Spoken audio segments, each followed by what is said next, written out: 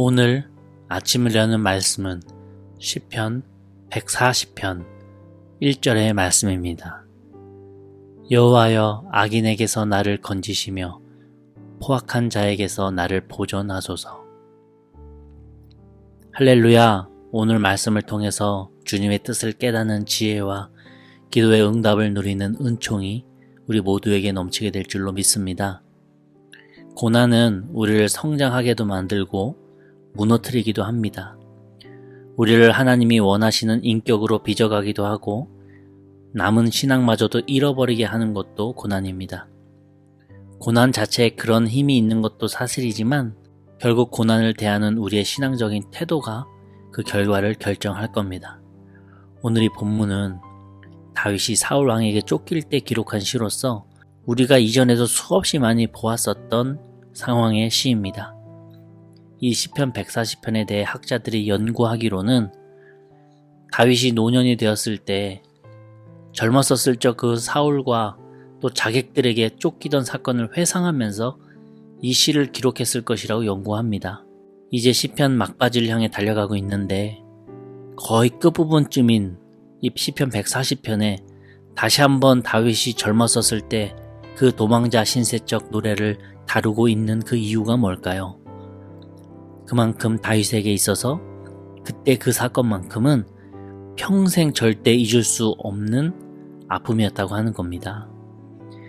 다윗이 나이가 지긋이 들었어도 불현듯 그때 그 사건이 떠오르고 여러 가지 일로 힘들 때면 불쑥 떠오르는 사건이 바로 그 젊었었을 적 도망치던 신세라고 하는 것이죠. 우리가 잘 알고 있듯이 다윗은 그때 그 긴 시간을 잘 헤쳐나감으로써 그의 인생이 몇 단계 더 성숙해지고 영적으로 탄탄해질 수 있었습니다.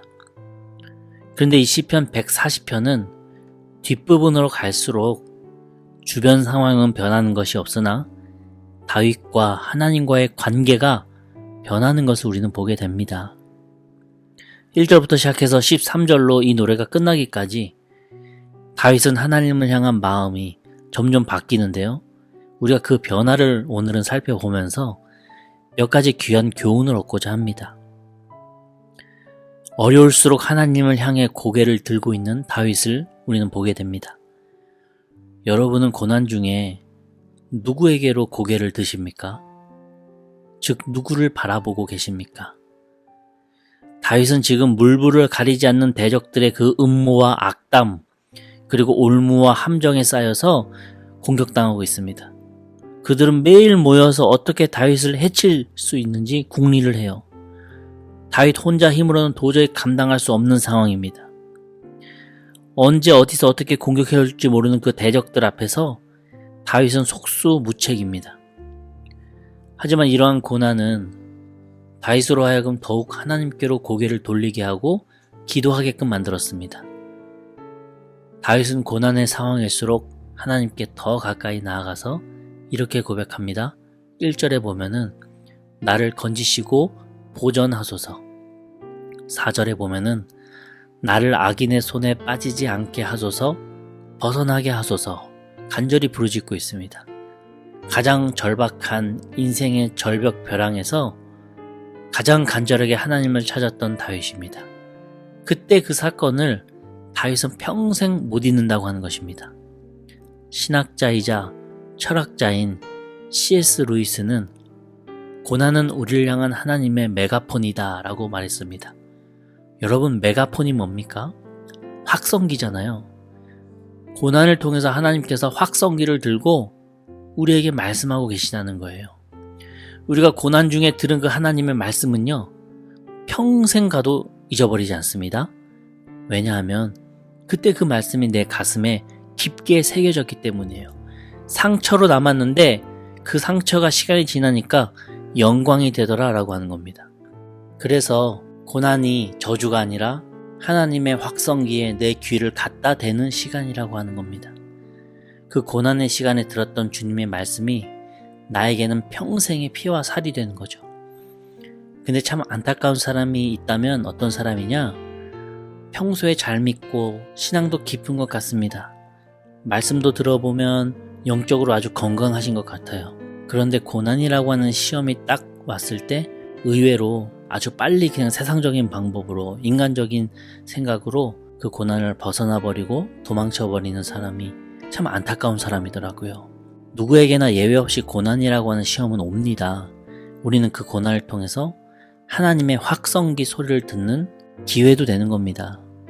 그런데 고난만 왔다 하면 여지없이 하나님 모르는 사람처럼, 신앙 없는 사람처럼 빨리 인간적인 방법으로, 세속적인 방법으로 그 고난을 탈출해버리고 그 고난이 끝날 때까지 하나님 떠나 있는 사람은 결국 하나님의 확성기 속 목소리를 듣지 못하는 사람이 되더라고요. 우리 영등포 중앙교회 성도님들께서 고난 중에 하나님이 생각나시고 고난 중에 주님의 음성을 듣고자 하는 마음이 생기신다면 이미 내 귀에 대고 말씀하고 계신 그 하나님을 만나고 계신 겁니다.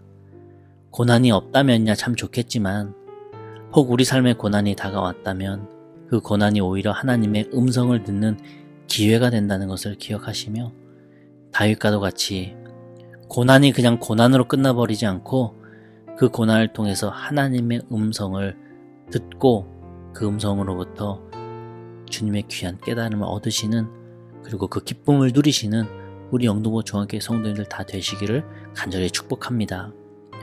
다윗은 시간이 지날수록 하나님을 더 깊이 알게 됩니다. 고난이 깊어질수록 다윗의 부르짖음은 더 커져갔고 그 외침이 간절해질수록 고난은 아픔보다 유익을 더 많이 주었습니다.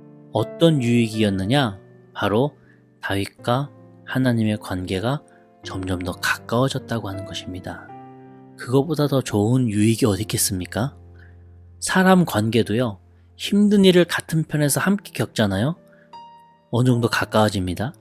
너와 나 이렇게 분리하던 것이 이제는 우리라고 합쳐지게 돼요. 공통으로 느끼는 감정이 있기 때문이죠. 오늘 시편을 볼 때 다윗이 처음에는 하나님을 여호와여라고 1절에 부릅니다. 근데 6절에 가니까 나의 하나님이라고 고백을 하고 있습니다. 그리고 7절에 가면은 내 구원의 능력이신 주 여호와여라고 부르면서 전쟁의 날에 주님께서 내 머리를 가려주셨다라고까지 이야기를 해요. 반드시 나를 구원해 주실 것을 굳게 신뢰하고 있는 겁니다. 그리고 12절에 와서는 내가 알거니와 라고 말하게 돼요. 내가 알거니와, 이게 뭡니까? 내가 아는 하나님은 이런 하나님이야. 내가 만난 그 하나님은 반드시 이런 하나님이야. 지금 이렇게 말하고 있는 겁니다. 다윗은 1절부터 시작해서 12절까지 오는 이 사이에 하나님과 자신 간의 간격이 점점점 줄어들고 있었습니다. 가까워지고 있었던 거예요. 어떻게 그게 가능했습니까? 고난 중에 하나님을 찾았고 어려움 속에서 그 주님만 의지하다 보니까 머리로만 알고 있었던 그 하나님을 이제는 가슴으로 경험하는 하나님으로 새롭게 주님을 만나기 때문입니다. 가슴으로 만난 하나님을 경험한 겁니다. 간절히 바라옵기는 이 자리에 계신 우리 성도님들의 입술에서 이 12절의 고백처럼 내가 알거니와 내가 아는 하나님은 이와 같은 내가 경험하고 내가 만난 하나님은 이런 분이라고 말할 수 있는 주의 자녀들 되기를 원합니다. 우리가 만나봐야 말할 수 있거든요. 경험해야 당당하게 고백할 수 있거든요. 우리가 머리로만 알면 이런 고백은요, 주저주저 하게 됩니다. 그러나 우리가 가슴으로 만나면 당당하게 고백할 수 있는 거예요. 사랑하는 우리 영등포 중앙교회 성도님께서도 가슴으로 만난 그 하나님을 간직하시기를 원합니다. 그러므로 다윗과도 같이 하나님을 향한 나의 이 고백을 1.1에게 의심 없이 정확하게 말할 수 있는 주님과 아주 밀접한 자녀들 되시기를 간절히 축복합니다. 12절에 보면은 타인의 고난을 바라보는 다윗을 보게 됩니다. 다윗은 이제 자신만의 하나님이 아니라 이제는 나처럼 고난당하고 궁핍한 자의 하나님도 되어주실 거라는 확신을 갖고 있는 거예요. 다윗이 고난을 당하다 보니까 자신과 비슷한 처지에 있는 사람들에게도 하나님께서 사랑과 정의로 보살펴 주시기를 바라는 기도가 나오고 있습니다. 고난을 겪다 보니 내 관심이 내 자신에게서 타인에게로 확장되었다고 하는 것입니다. 우리가 고난을 당하면 아유 내 코가 석자인데 내가 누굴 보살피냐라고 말할 수 있지만 그 아픔 속에서 하나님 만나잖아요. 하나님을 알아가다 보니까 이제는 그 고난 속에서 나와 비슷한 처지에 있는 사람들의 심정을 이해하게 되었다고 하는 겁니다. 그리고 그들도 나처럼 하나님을 만나기를 바라게 되고 그들을 위해서 중보 기도를 하게 되었다고 하는 거예요. 우리가 남의 아픔을 감싸줄 수 있고 그들의 어려운 점을 덮어줄 수 있는 이유가 뭔지 아십니까? 우리가 그 아픔을 겪어보았기 때문입니다. 겪어보지 못하면 덮어줄 수 없더라고요. 내가 경험해보지 못하면 감싸줄 수 없더라고요. 우리가 조언할 수 있는 이유 역시도 이미 아파봤기 때문입니다. 우리가 얘기해보면 딱 알지 않습니까? 그러니 우리가 지금 겪는 이 아픔이 나중에는 나와 하나님이 더 가까워지는 기회가 될 뿐만 아니라 나와 비슷한 아픔을 겪고 있는 그 사람들을 위해서 기도하고 그들의 아픔의 눈물을 함께 나눌 수 있는 계기가 된다는 것도 기억하시기 바랍니다. 어제부터 시작된 이 사순절에 예수님께서 이미 모든 아픔을 겪어보신 분으로서 우리에게 위로가 되어주시는 것처럼 지금 우리가 겪는 이 아픔도 내일의 위로가 될 수 있다는 것을 믿으시는 저와 우리 성도님 되시기를 바랍니다. 광야에서 겪었던 그 고난이 다윗에게 평생 잊을 수 없는 아픔이었지만 반대로 다윗이 평생 잊지 못할 그 아픔이 하나님을 만나는 시작점이 된 겁니다. 또한 힘들어하는 백성들과 공감하고 아파하는 그 신하들과 함께 아파할 수 있는 경험이 되었던 것이죠. 마찬가지로 우리 삶에 그 고통이 너무 뼈아프지만 그 시간을 통해서 우리가 평생 잊지 못할 상처도 입었지만 나중에 그 상처가 아물며 그 상처를 통해서 신앙적으로 더 배우고 영적으로 더 성장한 자신을 발견하게 되실 겁니다. 더 나아가 함께 아파할 수 있는 공감의 사람도 되실 겁니다. 오늘 하루도 이 다윗의 노래와도 같이 점점 하나님과 더 가까워지시고 상처 속에서 새살이 돋는 우리 성도님들 다 되시기를 주님의 이름으로 간절히 축원합니다. 아멘.